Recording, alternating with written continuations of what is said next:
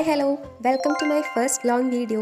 ഇതെൻ്റെ ചാനലിലെ ആദ്യത്തെ ലോങ് വീഡിയോ ആണ്. ചാനൽ സ്റ്റാർട്ട് ചെയ്തപ്പോൾ മുതൽ എന്ത് ലോങ് വീഡിയോ ഇടുമെന്ന് ആലോചിച്ചിരിക്കുകയായിരുന്നു.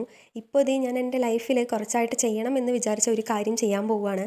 അപ്പോൾ ഞാൻ അതെന്തായാലും നിങ്ങളായിട്ട് ഷെയർ ചെയ്യാമെന്ന് വിചാരിച്ചു. പിന്നെ നിങ്ങൾക്കും അത് യൂസ്ഫുൾ ആയിരിക്കും. അപ്പോൾ അതെന്താണെന്ന് വെച്ചാൽ 2025 സ്റ്റാർട്ടിങ്ങിൽ ഞാനൊരു വിഷൻ ബോർഡ് ചെയ്യണമെന്ന് വിചാരിച്ചതായിരുന്നു. പക്ഷേ എനിക്ക് അതിനെപ്പറ്റി ഒന്നും അറിയില്ലായിരുന്നു. അതായത് വിഷൻ ബോർഡ് എങ്ങനെയാണ് ചെയ്യുന്നതെന്നോ അതിലെന്തൊക്കെയാണ് ഉൾപ്പെടുത്തേണ്ടതെന്നോ ഒന്നും അറിയില്ലായിരുന്നു. ഇപ്പം ഞാൻ അതൊക്കെ സെർച്ച് ചെയ്ത് പഠിച്ച് മനസ്സിലാക്കിയിട്ട് ഒരു വിഷൻ ബോർഡ് ചെയ്യാൻ പോവുകയാണ്. അതായത് 2026 ഒരു വിഷൻ ബോർഡ് ചെയ്യാൻ പോവുകയാണ്. അപ്പോൾ എന്തായാലും ഒരുപാട് വലിച്ചു നീട്ടുന്നില്ല. So guys, let's make a vision board for 2026. അപ്പോൾ വിഷൻ ബോർഡ് എന്താണെന്ന് ഏകദേശം എല്ലാവർക്കും അറിയാമെന്ന് വിചാരിക്കുന്നു. ഇനി അറിയാത്തവരുണ്ടെങ്കിൽ പറയാം. അപ്പോൾ ഷോർട്ടായി പറയുകയാണെങ്കിൽ ലൈഫിൽ നമ്മൾ അച്ചീവ് ചെയ്യണം എന്ന് വിചാരിക്കുന്ന കുറേ കാര്യങ്ങളുണ്ടാവുമല്ലോ. അതായത് നമ്മുടെ ഡ്രീംസ്, അത് ഷോർട്ട് ടേം ആവാം അല്ലെങ്കിൽ ലോങ് ടേം ആവാം.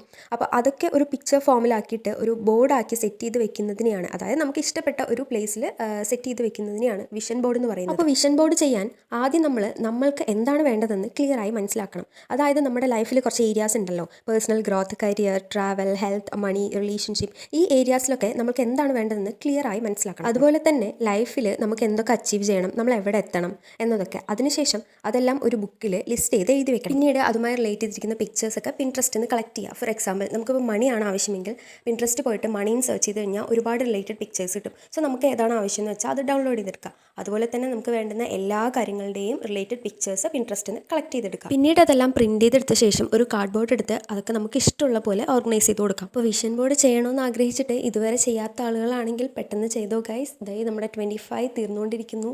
ഈ വിഷൻ ബോർഡ് സെറ്റ് ചെയ്യാൻ ചിലരൊക്കെ ഷോർട്ട് പീരീഡിൽ സെറ്റ് ചെയ്യാറുണ്ട്, ചിലരാണെങ്കിൽ ലോങ് പീരീഡ് എടുക്കാറുണ്ട്.